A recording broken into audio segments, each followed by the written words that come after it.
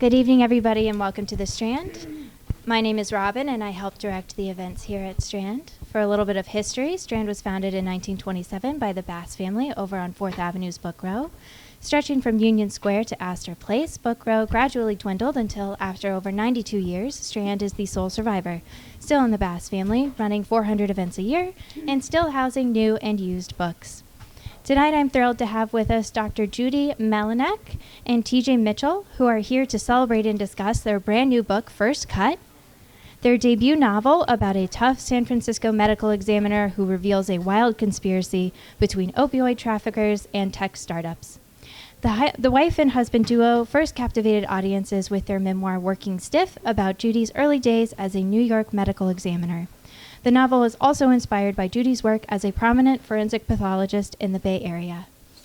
Joining the couple in conversation is journalist and comedian Faith Salie. Faith is a regular panelist on NPR's Wait, Wait, Don't Tell Me, an Emmy Award-winning contributor to CBS Sunday Morning, host of PBS's Science Goes to the Movies, and frequent moth storyteller. She is the author of Approval Junkie and is featured in the New York Times bestseller Occasional Magic. It's a real pleasure to have them here, so without further ado, please join me in welcoming Dr. Judy Melinek, TJ Mitchell, and Faith Salie to the show. Thank you. This is such a nice crowd. There are seats if you all want to sit. Let's just smell a real bookstore. This is so nice. Guys, congratulations, Mazel Tov. Thank you. Thank you very much. This is the best way I can. I'm going to begin with a compliment, but it's a long game, so follow me here. I would never have picked up this book if I didn't know you, because I'm scared. Like when I watch Game of Thrones, I watch my husband watching Game of Thrones, and I say, "Can I look? Can I look yet?" And this book it's so fascinating. It is disgusting. It is funny. It's dark, it's sexy, and I have to confess, around the middle of the book, I was like, Judy and TJ, I know where this is going. Like make it harder. and I didn't know where it was going. Okay, good. Yes, it was also just a journey in hubris for me. This is an amazing book, and I'm so honored that you let me get a galley. You are a husband and wife duo who have produced more than 2 books. You have 4 kids. 4 children, yeah. Yes, and in your acknowledgments, you thank them for putting up with everything. Yeah. So I want to begin by asking you, from your kids' point of view, what do you think is the most challenging thing they had to put up with while you were creating First Cut? Oh, I think it's the continuing sales. Yeah. Now. We're constantly. Everywhere we go. Yeah. Oh, yeah. Our motto is always be closing. And everywhere I go, I'm trying to sell the book to people because we're very proud of the book and we really believe in it and we want people to read it. And if people are going to read it, then it has to get in their hands. If it's going to get in their hands, I'm going to be one of the people to sell it to them. And my kids do not like that at all. So that suggests that the actual process of writing this together wasn't terrifically challenging or difficult. Oh, it wasn't. Not really, no. What? Yeah, we really like working together. I mean, who likes writing a book? This is amazing. Well, I mean, as many of you know, I mean, it's just amazing to see the support that we've had here because many people know us from college. We met when we were freshmen in college, and we did theater all 4 years. Yeah, it was August of 1987. It was the Reagan era. So that's when we met. We were 18 years old. And so through the 4 years of college at the Dramatic Club, TJ would direct and I would produce. So we've always had a working relationship even before we had children, even before we started writing. So we just have this knack of figuring out. I think the issue, as you said it, is we don't have any overlapping skill set. Exactly. That's because a lot of people say you work with your spouse. I can't imagine that. But yeah, we don't have any overlapping skill set. But what does that mean when it comes to writing? How do you what is the actual process? Does one person, do you pace around and tell him stories and you like who's Ben Affleck and who's Matt Damon? You got it. That's pretty much exactly it. Judy has the stories and she also has a wonderful imagination.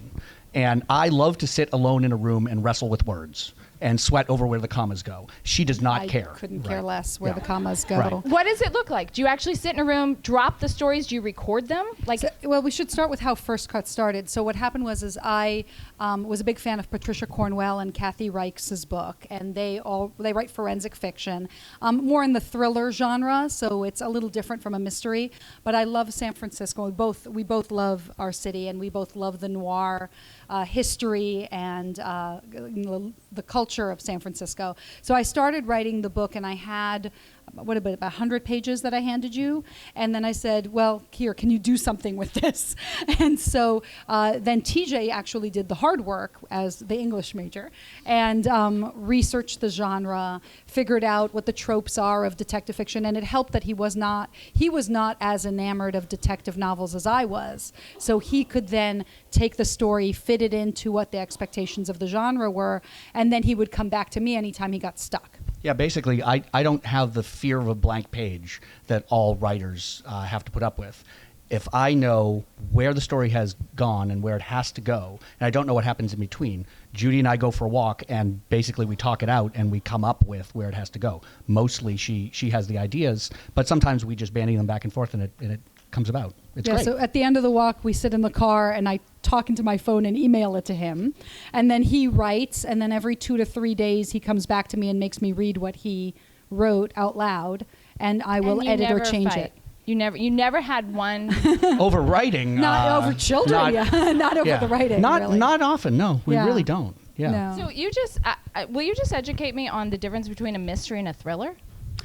Well, from what I understand, a thriller is generally when you, the reader, know who the killer is before the detective does. And reading the book, the thrill of figuring out, is the detective going to figure it out before they get killed, versus a mystery where you don't figure it out until the detective figures it out. See, my mistake was I thought I was reading a thriller, but I was the dumb one. Yeah. It was a mystery to everyone and me. Yeah. They're not real Right. strict Yeah, categories. right. They're not They strict. bleed I mean, over there's into one overlap another. between But the two genres. while we're talking about definitions, will you break a few things down for me? What is the difference, if there is one, among these words? Medical examiners, forensic pathologist, and a coroner. Okay, so I'll do that one. That's Oh, a yeah. side. Yes. This is also. I do know the answer. Yeah, no, he did. But this is how we split things up. Just so you know, is like if it's a science question, I do it, and if it's a writing question, he does it. So that's how we split things up. So a medical examiner or a coroner is a legal construct set up to do death investigation. So. The coroner system we actually inherited from jolly old England, and the coroner was a derivative of the term crowner. It's an estate tax system where the crown, the king, wanted to know why people died, because if they died by, for example, suicide, that was a crime against the crown, and then the crown would be able to take their property. Or if they died by homicide and the people who killed them were their heirs, well, the heirs don't get to inherit, and guess what? The crown takes their property as well. So the initial crowner or coroners were law enforcement agents, sheriffs, or administrators who would then go in and decide what the manner of death was, whether it was homicide, suicide, accident, natural, or undetermined, meaning we can't figure it out. But then with the advent of science and technology, they would rely on doctors to at least help them with that determination. So in a coroner system, the coroner is often an administrator or a law enforcement agent, but they hire a forensic pathologist, someone who's trained in death investigation, to do the autopsy. In a medical examiner system, the forensic pathologist is the coroner. So they're the ones who are in charge of the investigation. And a forensic pathologist is an MD. Judy's a doctor. A pathologist is a doctor that anytime you go to the doctor and say, we're going to have to do some tests. If those tests don't involve shooting x-rays at you, then they go to a pathologist in the basement of the hospital somewhere. Usually in the And basement. then a for some forensic reason. pathologist is in a little bit of additional training to learn what kills people, what happens after death, and everything having to do with dead bodies, which you learn on the job. Okay, thank you. That's our primer. And I'm just selfishly going to ask this question. I've always wanted to know, is there a difference between a corpse and a cadaver? Because y'all remember Nancy Grace, who used to talk about cadaver dogs. and I just need to know about that word. Does anyone say cadaver? Yeah, we use them both. We say them interchangeably. We use corpse and cadaver interchangeably. Just to keep it fresh. When they're being nice, they say Yeah. the decedent. Decedent. Okay. Usually we I like that. refer to the decedent. Okay, now, first cut. Do you want to describe it further than Robin did? Or do you want to do that? Or would you like me to read a very good summary I found from a fan on Goodreads? Oh, I think you know the answer to that. You want me to read this? Yeah, It's very absolutely. good, and there's really not a spoiler in this. So this early reader says it's a crime thriller. Oops.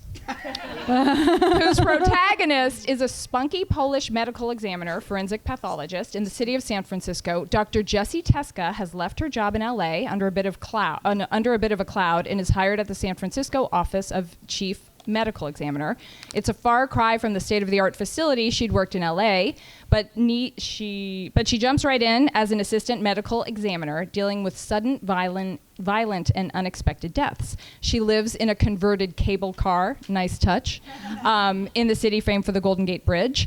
Her first call out takes her to the Tenderloin with her boss, Dr. Michael Stone, and they find a dead man who was shot multiple times after attempting to steal a computer. Jessie volunteers to do the autopsy and finds a fragment of the computer's serial number embedded in his tissue.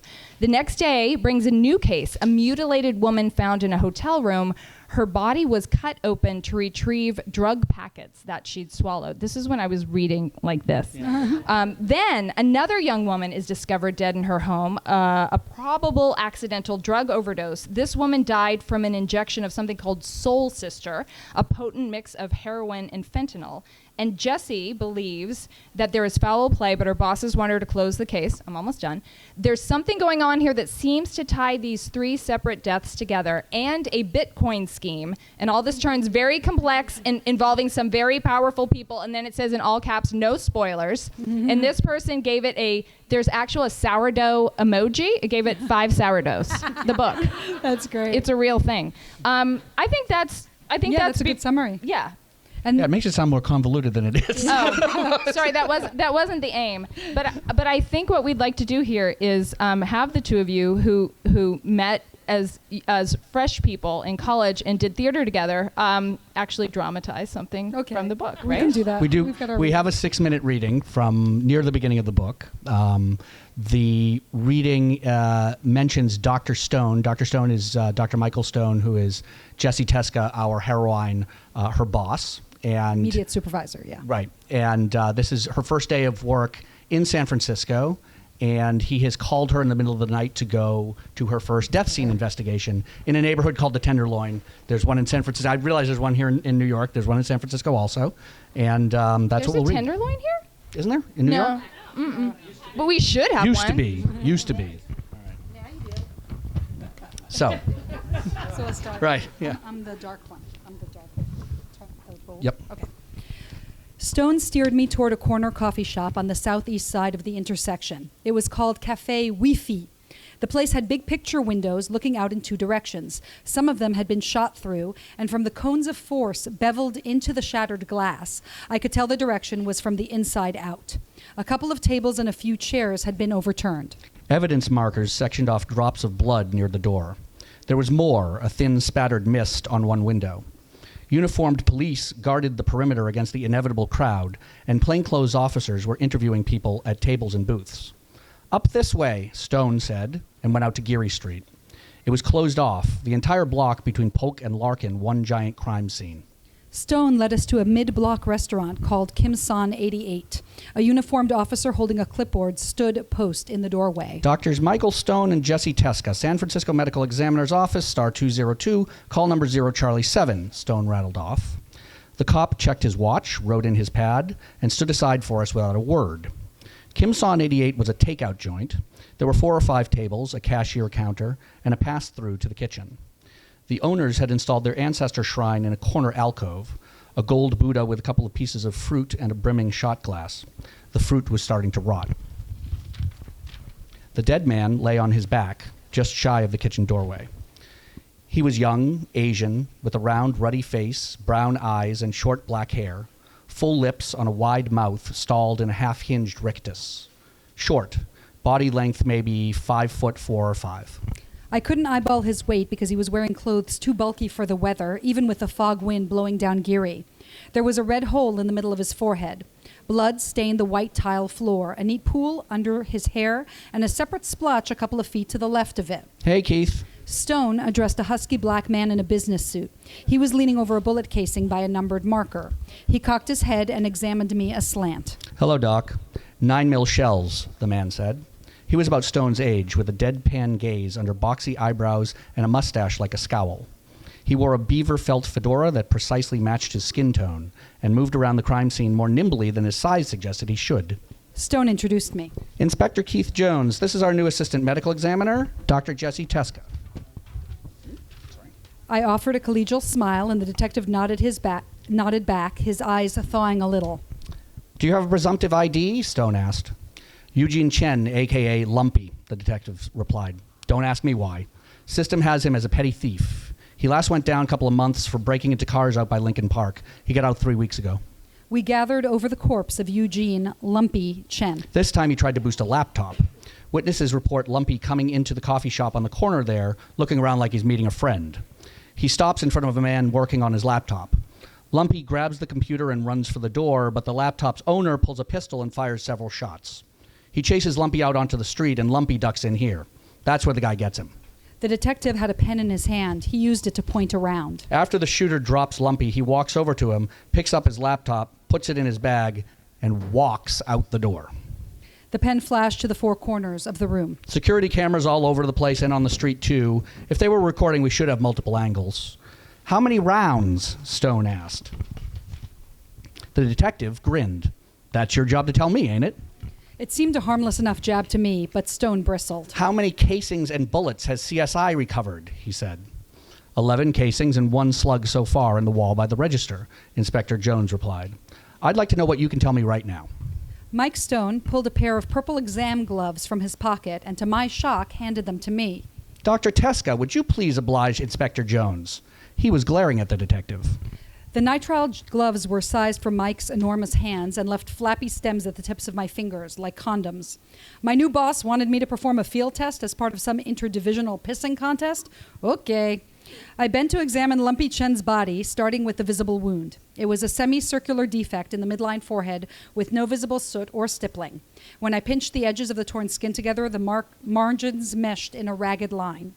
Exit wound, I told Jones. Chen was wearing a leather Letterman jacket from a chain store over a dark hooded sweatshirt. I need a light. Jones handed me his pen light. I used it to nudge aside the edge of the hoodie at the dead man's collar. The flashlight's beam revealed at least 3 other layers of shirts and T-shirts. With almost all of his skin covered, I couldn't assess whether there were track marks or gang tattoos.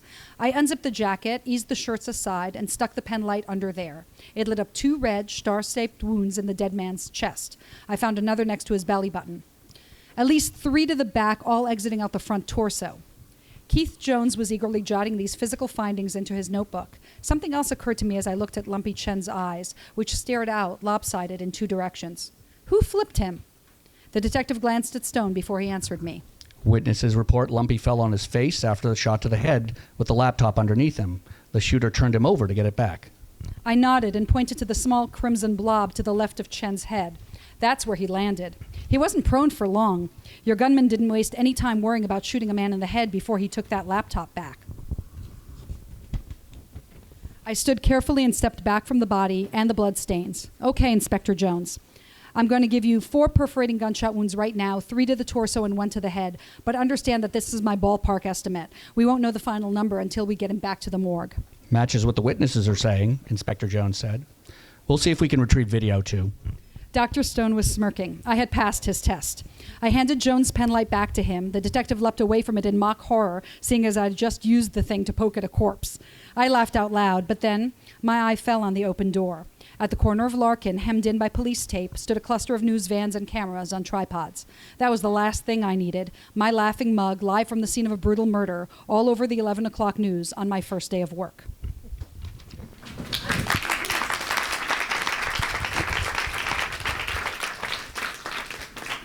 The body never lies is an adage that's in the book that you and your cohort, you look like you're about to add to that. Yes? It's a direct quote, actually. It's a direct quote from, It's a direct quote actually from Dr. Charles Hirsch, the chief medical examiner of New York. So I trained, for those of you who might be familiar with Working Stiff, I trained in New York. Working Stiff was our first book. Our first book, yeah. New York Times bestseller. Yeah, so thank you.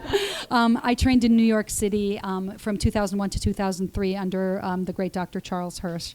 He passed away a few years ago, actually, and that was one of his sayings. And he is the man who coined that. That was something he would say. I don't know if he got it from Dr. Adelson. A lot of his quotes he got from others, but that from one his mentor. He taught me. Yes. So that saying, the body never lies, it got me thinking about the paradoxical truth telling that you can do in fiction. Mm-hmm.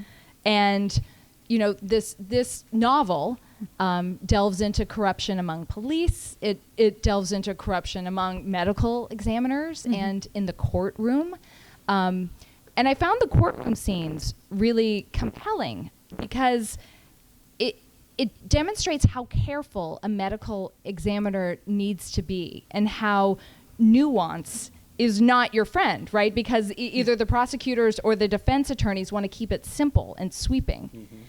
Yeah, and that's one of the challenges I have as a forensic pathologist. I still work as a forensic pathologist. I work in Alameda County at the Sheriff Coroner's office. I still testify in legal Alameda cases. County, California. That's Oakland. It's the East Bay of San Francisco Yeah, Bay. so we live in San Francisco, but I work in Oakland. And I still testify in legal cases. I'm also a medical legal consultant, so attorneys will come to me to consult in both civil and criminal cases. And sometimes they want a straight answer, but sometimes the science is not that straight. Sometimes we have uncertainty, and there isn't enough medical literature that can support a particular position. I mean, it's always nice when things are cut and dried, but that's rarely the case, especially in cases that go to litigation, because the ones that are straightforward, they either plead out in the criminal system or they settle in the civil system.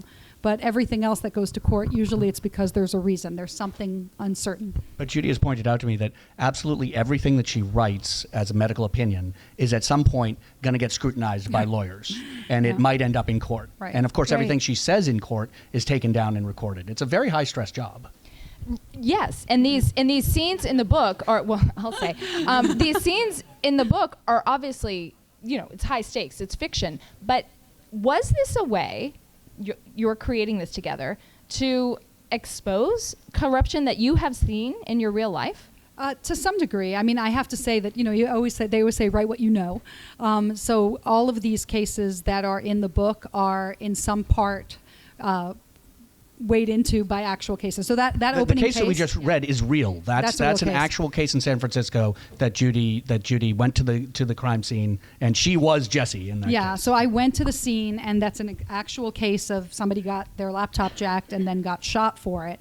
And I couldn't stop thinking, like, what is on that laptop that's so important that you would shoot somebody over? Right. And then I thought, this would make a really good if I can fictionalize the reason for why that was the prompt. That was what started. Now, in writing. reality, it's very frustrating to me as a storyteller because she never gets the answer to that. She never finds out. Like, I don't know in the real case what happened, but I know what happened in the This fictional drove me case. nuts. And we addressed this also in Working Stiff because she'd come home from work and she'd tell me about some fascinating case. And then when she was done, I'd say, so what happened? Did they get the guy? She'd say, I don't know. I just cut up the body. If they get the guy and it goes to court, right? If they get the guy and it goes to court, then I'll testify in it. Yeah. But I don't go down to the DA's office and lurk around and ask about old cases. Yeah. I've got new cases, thank you very much. But have you ever been in a position like I say heroine, but I heard you say heroine, which I want to start saying, like your heroine, where you have had to step in and play detective in a sense, where you felt like the police or the DA or prosecutors had fallen short because it made their lives easier? It does happen. I mean, there were cases also we mentioned in Working Stiff where I thought that the case looked really suspicious, and they were like, oh, no, it's just a suicide. And then we did additional investigation and find out that it was not a suicide because it makes if it could be a suicide or it could be a homicide, it's a lot less work for the investigating officers for it to be a suicide. Yeah, right. And especially if I determine that something is a homicide and they have no clue where to start because the death or the injury happened somewhere where there were no eyewitnesses or it happened a long time ago. Sometimes people will die, for instance, of complications of injuries that they sustained many years before, and it was a cold case back then. So just because I declared it a homicide doesn't mean that they have any leads on who done it.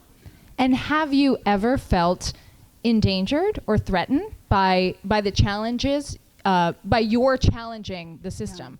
I don't want to give away, but there is a scene in the book where Jessie feels physically threatened, and actually that happened to me also when I was at a scene once, and people were very upset.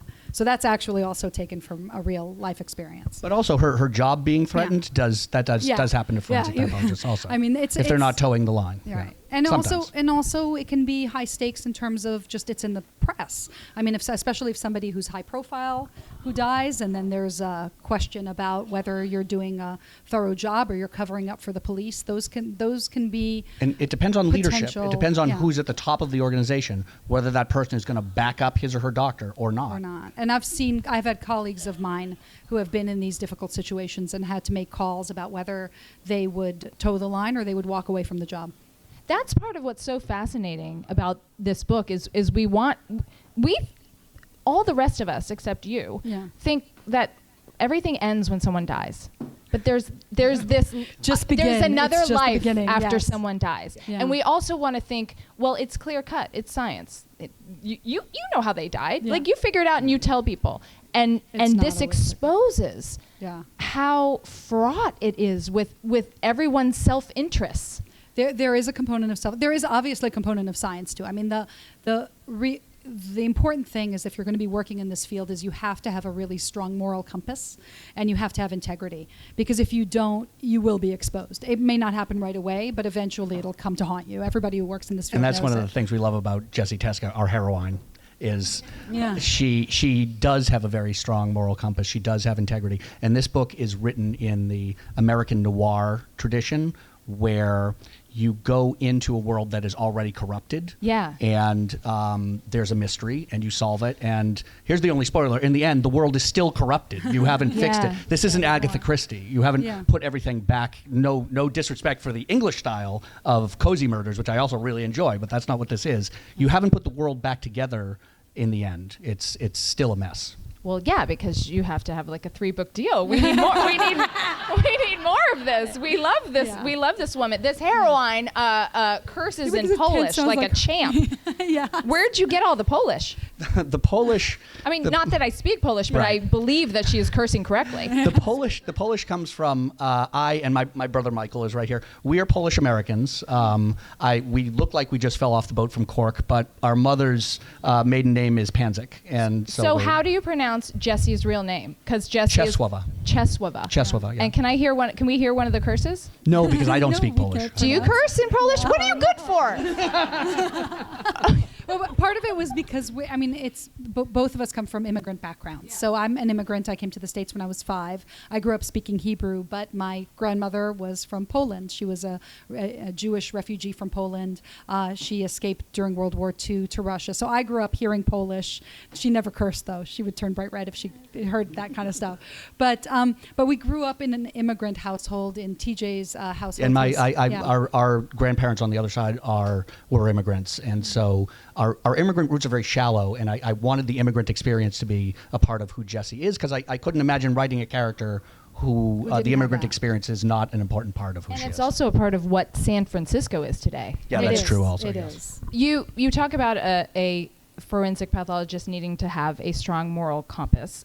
He or she also needs to have a very strong stomach. And I'm sure you are asked these questions all the time, but please indulge me. I felt as a reader when this book has you hooked from the prologue. Mm-hmm. But as a reader, I began sort of reading like this and skimming parts. And then once I got to the middle of the book, I felt kind of cool. Like I knew what's that word? I knew what petechiae was. You'll learn it too. I was like, I can deal with that. Like fetid decomposition. Yeah, bring it on. And our editor John is back there nodding along. Yes. And I just wonder, does my journey as a reader kind of mirror what happens as you choose this field and become exposed to it? I mean, you write about, both of you write about the medical students who stand in the corner and witness Jessie as she does the autopsies and how she just figures a few of them are going to have to go retch in the corner. Yeah. And have to prepare them for it. Now, this is something we do all the time. So every time I have a student who comes into the morgue, because we do have students who rotate through, I have to prepare them. I have to tell them, okay, this is not like anything you've seen before. I mean, I know you've been probably done some surgery or did rotations in the emergency room, but there are going to be smells here. There are going to be things that really overwhelm you. And the other tendency is medical students sometimes lock their legs because they get excited. So they just kind of stand there and lock their legs, and the next thing you know, they're on the floor because they faint. And so I have to remind them to pump your legs so that you have vascular return. That's what they tell the bridesmaids too. Yeah, exactly. When you're standing there watching your girlfriend get married, they tell you bend your knees sometimes. Yeah. So we do that in order to keep them from fainting, and we have to prepare them. But all of forensics is a decent, all of medicine. But I want to know did you personally, Yeah. if you can think back to when you were that medical student, did you have that same journey? Oh, absolutely. And that's what we covered in Working Stiff, actually. A big part of Working Stiff was taking the reader through the same process I went through, because the impetus for writing Working Stiff actually was all those television shows were coming out, CSI, Bones, and they were all, the forensic pathologist comes in her high heels and immediately, declares that the person died. Yeah. It declares that the person died between 8 and 8:30 at night, which is impossible. And and then you can send figure something it out. dismissive to the cops. Right, exactly. And, leaves, yeah. and then figures out the crime all under 45 minutes, which is the majority of our cases. First of all, are not homicides. Homicides are only about 10% of what we do. The majority of our cases are things like accidents, overdoses, motor vehicle accidents, suicides, and we can't always figure it out. So that was the point of, to some degree, is writing Working Stiff, is to take people through the training process so that they would understand what it is that you have to go through in order to learn to be a forensic pathologist. When Judy first started out, and she would do decomp cases, decomposing bodies, which are hard for anybody to start out with, she had somebody give her the advice of putting some essential oil in her mask. So she put some oil of rosemary in her mask. Silence of the Lambs, they do it. Right. You'll see that sometimes. That's a terrible idea. Now, I'm the cook in the family, right? And one of my specialties is rosemary chicken. So Judy would come home, and I'd have rosemary chicken. And then she'd have a total, Clockwork Orange reaction to it. She's writhing around on the floor. So she had to stop doing that. But any branch of medicine has got its ickies, has got its disgusting things. Oh, but you win. Yeah. You win. It's really something we discovered in medical school, that I would talk to my colleagues, and everybody's got one. Everybody's got an icky. So I would talk to a friend of mine who was doing emergency medicine. He did his OBGYN rotation. First time he saw a baby being born, he was like, oh my God, I can't handle it. But then he'd go to the ER. Yeah, he'd go to the ER and he would deal with trauma patients. And then I can do decomps, and I can do autopsies, and I can do skeletonized remains with maggots. But if I go to a party, as one does, and someone comes up to me and goes, oh, you're a doctor, I have this rash, can you take a look at this? I want to go, ew, get that away from me, because I can't deal with dermatology. As long as I've got my protective gear, I'm good, but I don't like skin. Not on living people. Yeah. So something that you do together with your stories and your words so effectively and evocatively is harness all of your readers' senses. And if you guys, if y'all can bear with me, just listen to this. This paragraph begins. This is Jessie saying this. There are bad decomps and there are bad decomps, and that was a bad decomp. This is her Ukrainian assistant, Irina. Lot of juice. She was closing the Y incision, or trying to. The flesh, slimy brown and yellow and coming apart in tatters, didn't want to hold together under the heavy twine. The 2578 report described the corpse melting into a cloth couch in an Inglewood house littered with drug paraphernalia. I had spent nearly an hour... Can you handle this? Okay, because like I said, we're hitting the ground running here.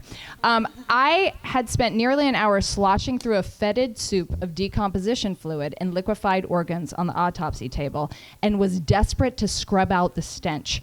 So I hustled for the locker room, stripped down, and tugged a hand on the shower's ancient handle. Now, Jessie, I'll just tell you, spoiler alert, the shower doesn't work. She has to go in and meet with these detectives smelling so bad that they are physically repulsed by her. And when she smells her own hair, just to check it, she like gags in her mouth. And the way This is all true. This actually happened to me at the San Francisco Medical Examiner's office when I got there, and the shower actually, the description of the shower falling apart on her is exactly what happened. I went home and described it to TJ. And the hair does, your hair does hold stenches for a long time. I can attest to it. No, it's gotten to the, but see, the funny thing is now that I've been in practice for many years, I don't smell it anymore. Like it just, like in Book of Mormon where they say switch it off like a light switch. It's kind of like your brain shuts off smells to some degree, and I don't know why it does this. For any of you who have had children, as the stay-at-home dad, I stopped being able to detect a code brown with my nose by child 3. Yeah, so I had to do a finger test. So there's something about smells that your brains just kind of shut it off. So there are times when I will do an autopsy and I'm not certain whether I smell bad or not. So I will actually go to the receptionist at the office and go, can you please smell me and tell me if I need to take a shower? Hazard pay. But thank you for pointing that out too, because it actually really true. doing autopsies does not. Autopsy means in Greek it means see for yourself, but it's not just your sight that the doctors use. They use 4 of their 5 senses. No they taste. don't taste anything. Okay. But besides that. Yeah, so we will smell like certain scents, like an almond smell is indicative potentially of poisoning from cyanide. You can have a sweet smell on the body. That might be an indication of diabetes. There's a kind of a grape scent that is associated with a bacterial infection. Yeah, so you pick up certain things. You feel with your hands. You feel for crunching if bones are broken or if there's air in the soft tissues. And then you also listen for things that are broken as well as you manipulate things. So we do use all our senses other than taste. I have lots more questions. I'm going to let you all ask questions too. But before I get to another one of my questions, can you please, this is like a Easter egg, yeah. Can you please tell everyone about this bracelet? So, no spoilers. No, I'm trying not to spoil it. But this bracelet actually plays a role in the book. The idea came to me because I bought it at a store and I really loved it. I have a thing for lizards, and the problem is that as you can see, it pinches and it hurts. And so at a certain point I noticed, that's a really interesting patterned injury. So we ended up using As one does. So we ended up using it as a clue in the book. So I'm not going to give away any more than that. From another book description, it says, but as Jessie digs deeper, she faces unexpected pushback from her superiors and pressures to stay in her lane. So Judy, you may know, gained a lot of attention and support for a tweet that you wrote last year that involved that phrase. Will you please? Yeah, thank you. Yeah. Will you explain it to everybody? Yeah, so the story behind that is that there was an American College of Emergency Medicine physicians. They had put out a statement for physicians saying, you need to talk to your patients about gun violence, whether they have guns in the house, if they're depressed, if they're children, just to keep them safe. And so the NRA had tweeted out, physicians need to stay in their lane on gun violence to kind of shut that down. And as a reaction, all the physicians of the United States who are on social media immediately reacted by sharing sometimes upsetting and gruesome photographs of blood on the floor in the emergency room, saying this is what it looks like when I have a patient with gun violence, as a result of gun injury. This is the chair where I speak to the moms of those who have died. And I saw that tweet and some of the reactions when I was about to go into the morgue one morning in Alameda County. A child had just killed himself with his parents. And that was your second gunshot case of the week? Of the week, yeah. I had homicide like 2 days before that I had done, multiple gunshot wound homicides. So I at that point, I just was angry. And I said, this isn't just my lane, this is my fucking highway. And I tweeted it, shut off my phone, and went into the morgue. And when I got out, it was viral. And that was a shock. But at the same time, it was an opportunity to speak out. And especially with regards to this issue of expertise, I'm the one who has to testify in court. I'm the one who gets called upon by attorneys to testify to what a bullet does to the body and what the direction of travel is and what the kind of damage that this particular type of ammunition does as opposed to other types of guns. Nobody is more of an Yeah. expert in terminal ballistics than Dr. Melinek and the other And my doctors who do colleagues. what they do. Yeah, so it was important for me as a professional and as a physician and someone who cares about public health to take back that position and that expertise. And what was really interesting is I was on a lot of television shows and interviewed, but the NRA never responded. So I think they realized that they had made a mistake on that. And you also offered some really meaningful commentary on a case early last year in which a 16-year-old boy died horribly under the care of Border Patrol. Yeah. And so I want to know from both of you, because you could just do what you do and you could just, just be a dad, right? How important is it to you to get involved politically and culturally? Oh, public health is a very, very big part of what medical examiners and coroners, what forensic pathologists do, I think. Yeah, that's the thing is people think about us of just related to the dead people. And I often get that question of like, oh, your patients don't complain, you only take care of dead people. But the reality is we don't do it for the dead people. We do it for the living. I'm not doing an autopsy for the decedent. I'm doing an autopsy for their family so that they know why their loved one died. I'm doing it for the courts so that the jury can make a proper decision in a legal case. That's where the impetus is. That's where the important thing is. So I'm trained to speak out. That's the whole purpose of my job. If I didn't speak out, I wouldn't be doing my job to some degree. And also, a lot of you will know, but some of you may not know, that Dr. Melinek is one of the 30 doctors who identified the remains after the September 11th bombing here in New York City. And so I hope that someday when our kids are out of the house, you will join DMORT. Yeah. You can explain what DMORT is. Yeah. And spread your talent around where it's needed during disasters. Yeah, so that's the other aspect of there's the Defense Mortuary Operations Response Team. It's part of the Department of Defense.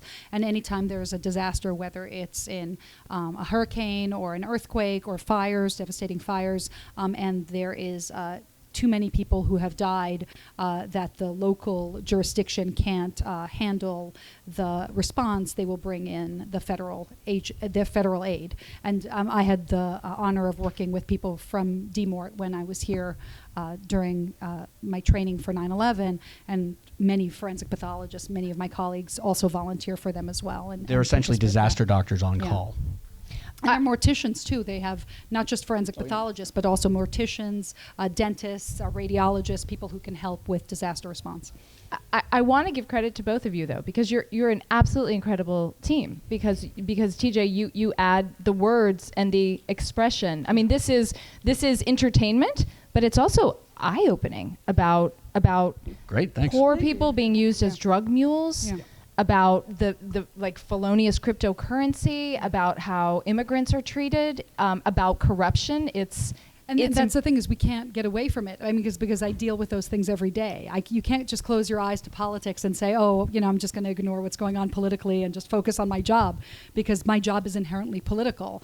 When there is no response on gun violence from the governmental agencies, I end up seeing more dead people. When there's no funding for mental health services, I end up seeing more suicides. It has a direct effect on me every day. And medical examiners don't examine all deaths. They only examine deaths that are sudden, unexpected, or violent. And people who are at the margins of society are more susceptible to dying that way. Sorry, that's a weird note to let it get quiet on. I can hold up the book again. Yeah. But I want to. Oh yes, questions. When you're dealing with these, kind of nastier decomp situations, are there any health risks to you? Like, I would imagine it's not, putting your hand through a 3-month-old body, like, can't be without some risks. So the question was, when Judy is dealing with the decomps, are there any health risks to her?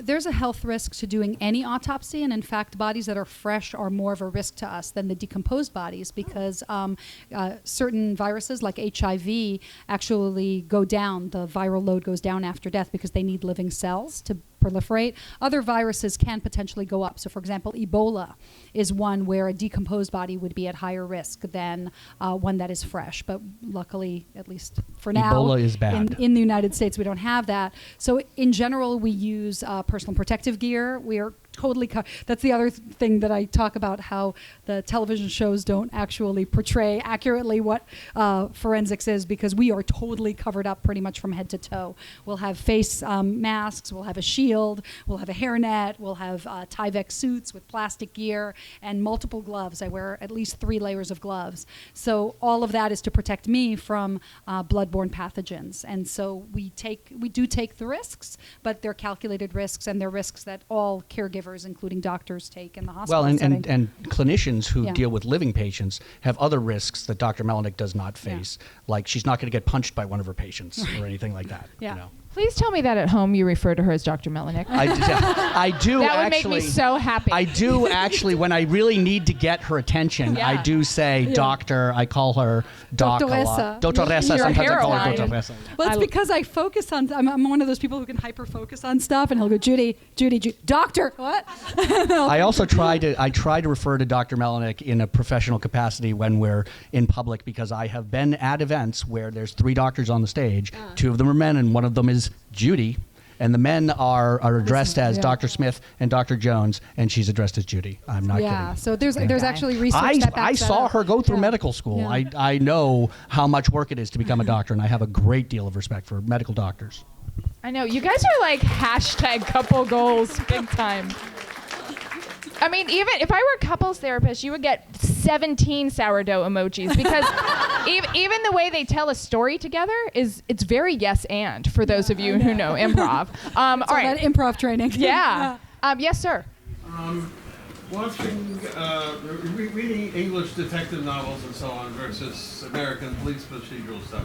Now, of course, I'm sure a lot of things are wrong in fiction, as particularly if not written by professionals. But one thing I notice is that American medical examiners, coroners, seem to work more or less in isolation. They do their work, and their work goes to the courts, the DAs, whatever. Whereas in English things, the coroners have an inquest. There's witness testimony. There's a whole proceeding where the medical examiner gathers more information that would contribute to a decision of murder versus suicide. Is there some channel that you get that sort of information in the States? So there is. The inquest process also exists in coroners' jurisdictions in the U.S., but it has been subsumed to some degree by a medical examiner system. So in a medical examiner system, the forensic pathologist does the autopsy, but also does an independent investigation. And so they have their own death investigators who are skilled at getting testimony. And occasionally we will have to subpoena witnesses just in an inquest process, or get the testimony that's given by people to the police. I'll get the police reports, and I'll review those to make our determination. So the inquest process is still happening. It's just not happening in a formal procedure where it's being transcribed by a transcriptionist in a court-like setting. That's all. Hi. I have a question. Were there any major disagreements in writing the novel together that you two had about maybe a certain way the novel should go, or a certain way the character should be portrayed, or anything? Any major disagreements in the writing process? Honestly, no. There really weren't. Not a lot. We had a little bit of a disagreement on the ending, but I won out. But I don't want to give that away, because Right. that would be a spoiler. That's true. So That was only a little disagreement. Yeah. Sometimes, like, Judy really did a great job of keeping me honest, because I would want to take shortcuts with what she does in the autopsy suite, or like what maybe Jessie could do outside as an Yeah. investigator. She wouldn't let me do it. The science, I can guarantee you that the science is solid. science. I know there's other forensic pathologists who are colleagues of Judy's in Who are the here. audience. I would really like to hear from you about whether I'm right that the science in the book is really, really good. I think that it does reflect what forensic pathologists actually do. Yeah, and also with regards to the ear for dialogue, I mean, I was worried for a while, because when I'm writing with TJ, I try not to read books in the same genre, because I'm a chameleon. I will pick up influences very easily. And then TJ, differently for me, has a very strong voice. So he can read detective novels and it's not going to influence him. And I was worried that I wasn't reading enough detective novels, but then I realized wait a minute, I'm reading this stuff every single day, because every time I read a court transcript with testimony, or I read a police report, or I read a transcript of a police interrogation, I have that ear for the dialogue and how things are supposed to go. So usually I would rewrite those parts. So he'd write something and then I'd rewrite them to match. Yeah, especially when it came to cops dialogue. Yeah, that's right. Like I'd write things that the cops are asking Dr. Teska, and Judy would say, "No, you watch too much television. Police, That's not how they do not talk yeah. that way. They're very straightforward." Yeah. I have a question about the main character. Obviously, to some extent, it's a fictionalized version of Judy. But since so many of the words are yours, is there some part of this character that's teaching? And if so, Is there some part of Dr. Jessie Teska that's TJ? Yeah, Dr. Jessie Teska is kind of like our child. Our she child, really is. yes, in many ways. There's things about her that Our definitely bad come from me. There's right. There's things about her that come from Judy, and especially we take both of our flaws and blow those way up. Yeah. But So I'm she's definitely not Judy. Yeah. She's really not. But there are certain. I mean, the parts of her that are me are the open mouth, insert foot part, and the no filter. And then the parts that are you are a lot of her upbringing in terms of coming from Lynn, Massachusetts, which TJ's from Nahant, which is nearby. Yeah, although Jessie has a broken home and a very miserable childhood, and I did not. Just like Mike But can she has attest. a high tolerance for cocktails. Is that She Chameleon? does, yeah. She's that's she's TJ. a drinker too. Yeah, That's I'm a true. lightweight. Yeah, That's Judy is a TJ. lightweight. Yeah. Yeah, so there are parts of each of us in it. Yeah. Hi, cool question. So, people's stories you shared in the Working Stiff, did they ever come back and ask you, like, why did you tell my story to my family? Like, they would recognize someone, their loved one. I mean, I just want to know, how does the process work? Do you have to get a written consent, or then do they come back and it's like, why did you, how dare you wrote about it? So the question, that's an excellent question. The question is about Working Stiff, which is a work of nonfiction about the deaths that Judy investigated here in New York City. And they're real cases. Those are not their real names. All the decedents, we changed their names. But in a nonfiction work, you can't change much more than that. Yeah, you can change a few of the details. Like if somebody's injured on the left arm, you could make it the right arm, maybe. But still, yeah, they are recognizable cases. And the question is, was Judy ever approached by family members and asked, "How dare you write about my decedent's death?" Yeah, so we were concerned about that. So that's one of the reasons we made those changes, like the changes in the names and any identifying details. So things like describing tattoos or scars, those kind of details we also changed. But, it was interesting. I think that part of it was because there was so much time that elapsed between when I was doing those cases from 2001 to 2003, and then the book didn't come out until about 10 years later, more than 10 years later. I think that between the gap in time and also to some degree the changes that we made and the way we handled the cases, which was we were really trying to express them with a lot of empathy. We never make fun, and this is true in First Cut as well, is that, on the television shows they make it seem like the forensic pathologists are kind of ghoulish or have this morbid humor and make fun of the deceased, and that is really not to be seen in my field. Most of us, we really work with the deceased with a tremendous amount of respect for them and for the family and compassion. You have to have empathy for what these families are going through. So if you don't write about it with compassion, then you probably would get some kickback. But I think that emphasizing the fact that this is a learning process for me and that this is actually everything is in the public record too. That's the other thing you should know is that forensic cases, because they are a risk to public health, they are deaths that are sudden, violent, and unusual in New York and in many states, those cases are in the public record. So you could literally go down to the Department of Public Health and say, I would like to see the autopsy report for my neighbor Phil. And you can pay $5 or $15 or whatever it is and get it because it's a public health record and it's not protected in any way because of the need to know. And in some cases, let me give an example of why that's important. Remember you had mentioned earlier the 16-year-old who died at the border. So if we didn't know why people died, then the press would not be able to publicize the potential health hazards of things like influenza spreading in the migrant camps or a dangerous situation on a working construction site that they have to then shut down. That's why it's public. And laws that restrict the public access to these letters inadvertently tend to put the public at risk because the press can't find out and people can't be warned. I found your portrayal of Jessie's relationship, if I can use that word, with some of the decedents to be very moving. She's very invested in them, and I think I remember from Working Stiff, you tell a story of perhaps your most heartbreaking autopsy was when you did an autopsy on a pregnant woman. Yes. And there are two characters in this novel who die, who are pregnant. Yeah. And Jessie's description of the fetuses is it's really gut-wrenching. hard. That always it still breaks my heart because it's it's so innocent and there's nothing you can do to fix it. You know what I mean? You have to. It be becomes able a to- specimen. This is Yeah, famously it an does. important challenge when you're writing a detective novel, too, is that the reader has to know who the decedent is, who the victim Yeah. is, Yeah. but that person's dead. So how do you reveal that person to the reader? Yeah, and especially First Cut is the point of view is it's a first person point of view, so it all has to come through the detective. You did that. Just occurred to me. That is a challenge. Yeah. You did a marvelous job of it. Thank you. Y'all. Thank you. Yeah. On a sad note, I think most of you know the writer Elizabeth Wurtzel died today, and did you know Yeah, her? she was a friend of mine. So myself and is Leora, where's Leora? Leora's over there. And Gersh. We were in high school together. Oh. So she was 2 years ahead of us, was it? And then she also went with us to. She was in college with me as well. But I mostly knew her in high school because she was the head of the literary magazine, and I was writing for the literary magazine. So I looked up to her. I really did. And this is, she died from cancer, Yeah. and it's just, all I can say is that the timing of today, I take it to be, significant in that regard because it's somebody I cared about, and I read her work and I admired her work.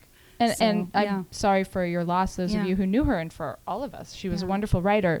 I read this today that she wrote, and I wanted to ask you about it. She wrote, "The only way to get through life is denial. You have to constantly say, 'This isn't happening to me.' If you don't say, 'This isn't happening to me,' you will not get through the day. The most essential thing we deny is death. We deny that we're ever going to die. What we've got is denial." And I understand that. And yet you, Judy, you cannot deny death. It No. is. Oh no, it she is- wakes up yeah. every day happy that she's alive. Yeah, So that's the thing. That's the thing that's so surprising. how has death being your milieu shaped your relationship to it? I'm the happiest person you can imagine. I mean, like, everybody who knows me, I'm like a happy-go-lucky person.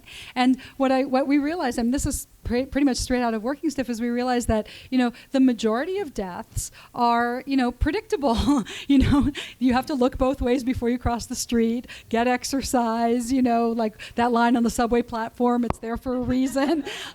You can avoid death on the majority of cases just with common sense. And And the things that you can't avoid, there's no point in worrying about them. Exactly. So, I mean, every time I go into work, and this is true not just of me working as a forensic pathologist, but of everybody who works with death, whether it's people who work in the hospice industry or who work for, mortuaries, is that every single day we're reminded, hey, I'm still alive. I woke up this morning.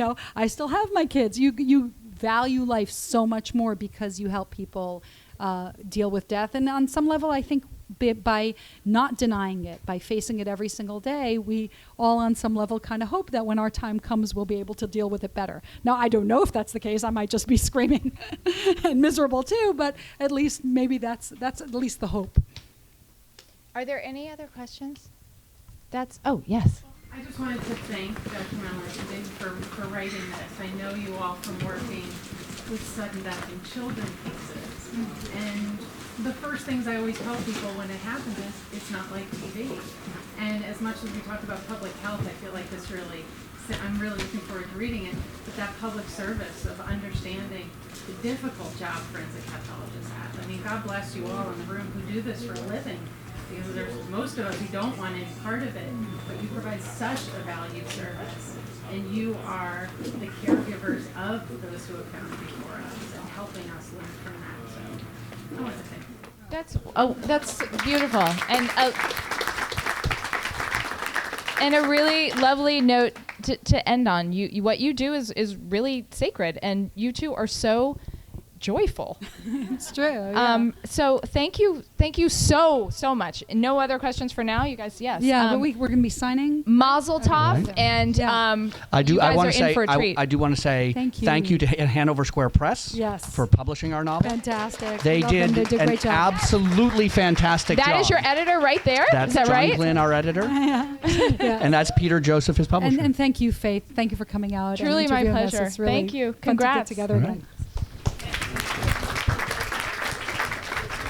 Thank you all so much for coming. I'm going to ask all of you to form a line on the left side of the room. If you were standing during the event, please just come forward to the front of the line. If you